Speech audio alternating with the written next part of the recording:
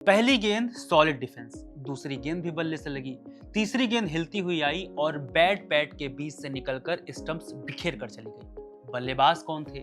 बाबर आजम, जो आउट होने के बाद इतने हैरान हो गए थे या फिर हैरान होने का दिखावा करते हुए रिएक्ट कर रहे थे कि गेंद बहुत जबरदस्त थी। वाकई में गेंद तो अच्छी थी, लेकिन बाबर की शॉट चॉइस पर सवाल जरूर है कि एक हिलती हुई गेंद पर बैट का सिर्फ आधा हिस्सा इस्तेमाल करके आप फ्लिक कैसे कर सकते हैं, वो भी उस वक्त जब टीम का एक विकेट सिर्फ 37 रन पर गिर गया हो और आप आए हो टीम को मजबूती देने, एक पार्टनरशिप बिल्ड कर दें। बड़ी बात यह है कि बाबर आजम ऐसी लापरवाह बल्लेबाजी ऐसे वक्त कर रहे हैं जब वो T20 से पहले ही बाहर किए जा चुके हैं। वनडे में उन्हें किसी तरह से रखा गया है। फिर किसे याद नहीं, हाल ही में पाकिस्तान के नए नवेले कोच माइक हैसन ने बाबर से कहा था कि टीम में रहना है तो विकेट कीपिंग सीखनी है।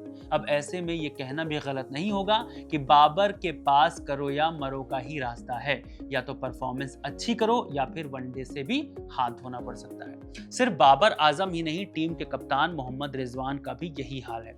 जब टीम को उनकी जरूरत थी कि वे मैदान पर डटे रहें तो शायद वो भूल ही गए कि ये टेस्ट नहीं वनडे चल रहा है। उन्होंने 38 गेंद खेलकर सिर्फ 16 रन बनाए।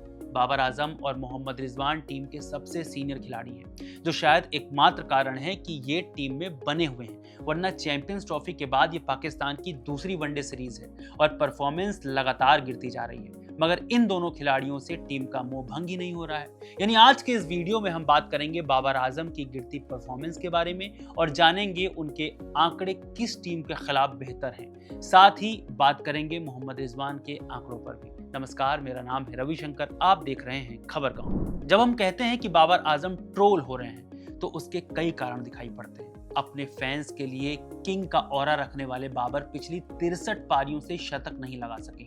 इन्होंने अपना पिछला शतक साल 2023 में एशिया कप में नेपाल के खिलाफ लगाया था।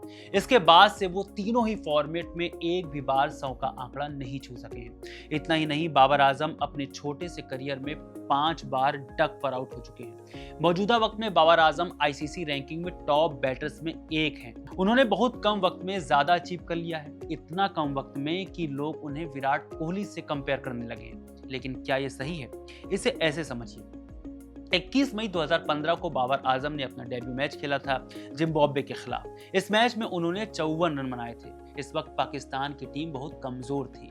ऐसे में पाकिस्तान को लगा कि कोई उभरता हुआ सितारा आ गया। 2015 से 2019 तक बाबर आजम ने बहुत अच्छा परफॉर्म किया। जैसे 2017 में ऑस्ट्रेलिया के खिलाफ 100, 2018 में न्यूजीलैंड के खिलाफ 128, फिर 2019 में गाबा में ऑस्ट्रेलिया के खिलाफ 104 रन। बाबर ने 4 टेस्ट सेंचुरी और 11 वनडे सेंचुरी बनाई थी। कहा जाने लगा कि बाबर आजम पाकिस्तान का फ्यूचर है, मगर जब ध्यान से देखा गया तो बाबर ने पाकिस्तान के लिए कुछ खास नहीं किया था, क्योंकि उनकी कोई भी सेंचुरी ना तो बड़ी टीम के खिलाफ थी, ना ही बड़े टूर्नामेंट में। इसे ऐसे समझिए, 2017 चैंपियंस ट्रॉफी 8 रन बनाम इंडिया, 31 रन बनाम साउथ अफ्रीका, 10 रन बनाम श्रीलंका, 38 रन बनाम इंग्लैंड, 46 रन बनाम इंडिया फाइनल मैच में। माने इस सीरीज में बाबर ने एक भी 50 नहीं बनाया था।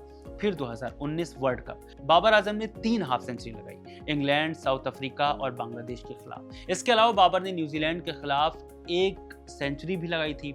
बाबर ने इस सीरीज में अच्छा परफॉर्म तो किया, मगर टीम बाहर हो गई थी। साल 2020 यानी पेंडेमिक ईयर में बाबर ने बस 1 सीरीज खेली थी जिम्बाब्वे के खिलाफ। इस दौरान उन्होंने सीरीज में 1 शतक और 1 अर्धशतक के साथ 221 रन बनाए थे। शायद यही वजह है कि उन्हें जिम्बाबर भी कहा जाता है। साल 2021 में बाबर आजम आईसीसी रैंकिंग में टॉप पर आ गए थे। इस साल के T20 वर्ल्ड कप में भारत पहली बार पाकिस्तान से हार जाता है 10 विकेट से। उस टूर्नामेंट में बाबर ने काफी अच्छा परफॉर्म किया था। 6 इनिंग में इन्होंने 4 अर्धशतक लगाया था। बाबर का करियर शाइन करने लगा था। मगर साल 2022 के T20 वर्ल्ड कप में बाबर आजम पूरी तरह से फ्लॉप रहे।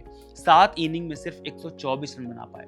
हालांकि पाकिस्तान फाइनल्स में पहुंचा था, लेकिन इंग्लैंड ने पाकिस्तान को 5 विकेट से हरा दिया, जिससे साफ पता चलने लगा कि बाबर बस बाइलेटरल सीरीज में स्कोर कर पाते हैं, जबकि बड़ी सीरीज में पूरी तरह फ्लॉप होते हैं। साल 2022 से 24 के बीच में बाबर ने विराट और हाशिम अमला का रिकॉर्ड तोड़ दिया। 2000 रन, 3000 रन और 5000 रन का सबसे तेज बनाने का रिकॉर्ड। सिर्फ यही नहीं, आपने अक्सर सुना होगा कि बाबर आजम बड़ी टीमों के खिलाफ परफॉर्म नहीं करते हैं, सिर्फ छोटी टीमों के खिलाफ रन बनाते हैं। तो इसके लिए आप ये आंकड़े देखिए। 7 अगस्त 2025 को वेस्टइंडीज के खिलाफ दूसरे मैच तक बाबर आजम ने कुल 133 मैच के 130 इनिंग में बैटिंग की है, जिसमें उन्होंने 6282 रन बनाए हैं 54 की औसत से, 19 शतक और 37 अर्धशतक लगाए हैं। ये आंकड़े हर लिहाज से बेहतर हैं और बाबर एक टॉप लेवल के बैट्समैन हैं, ये गवाही देते हैं। इसके साथ आप जब सेना देशों में बाबर आजम के रिकॉर्ड्स देखेंगे तो बाबर आजम ने 74 मैचों में 74 इनिंग्स खेली है, जिसमें उन्होंने 3422 रन बनाए हैं और यहाँ भी 52 है, मगर शतक सिर्फ 8 और अर्धशतक सिर्फ 24। माने एक जो मिथक है कि बाबर छोटी टीमों के खिलाफ ही रन बनाते हैं, तो वो झूठ है, मगर कई बार हमें आंकड़ों के पीछे छिपी सच्चाई नजर नहीं आती। जिसका एक छोटा उदाहरण ये भी है कि अगर आप 120 गेंदें खेलकर 60 रन बनाएंगे तब भी आपका एवरेज मेंटेन रहेगा। शायद बाबर के साथ भी यही हो रहा है। माने आप चैंपियंस ट्रॉफी से लेकर बाद की सीरीज तक देखें तो बाबर के स्ट्राइक रेट में सवाल खड़े होते रहे हैं। बाबर के बाद जब आप मोहम्मद रिजवान के स्टैट्स पर ध्यान देंगे तो इनका भी यही हाल है। 93 वनडे मैचों में 2713 रन बनाए हैं, एवरेज है सिर्फ 41 का और स्ट्राइक रेट लगभग 90, जो वनडे के लिए कहीं से भी कारगर नहीं। मगर सबसे बड़ा सवाल यही है कि जब टीम मैनेजमेंट को दिख रहा है कि इन दो खिलाड़ियों से चीजें नहीं संभल रही, तो फिर इन्हें जबरन खिलाए जाने का कारण क्या है। हम सभी को पता है कि पाकिस्तान टीम में ज्यादातर नए खिलाड़ी हैं। इस दौरान टीम नए सिरे से बिल्डअप होने की कोशिश कर रही है। ऐसा भी नहीं कि पाकिस्तान टीम के पास खिलाड़ियों की कमी है, क्योंकि हम पाकिस्तान सुपर लीग में देखते हैं कि बहुत से खिलाड़ी बेहतरीन खेल दिखाते हैं, मगर शायद पाकिस्तान क्रिकेट बोर्ड की पॉलिटिक्स बेहतर खिलाड़ियों को आगे बढ़ने ही नहीं देना चाहती। पाकिस्तान क्रिकेट बाबर आजम और मोहम्मद रिजवान जैसे खिलाड़ियों के साथ समस्या कहाँ है? हमें कमेंट करके जरूर बताएं। बहुत शुक्रिया।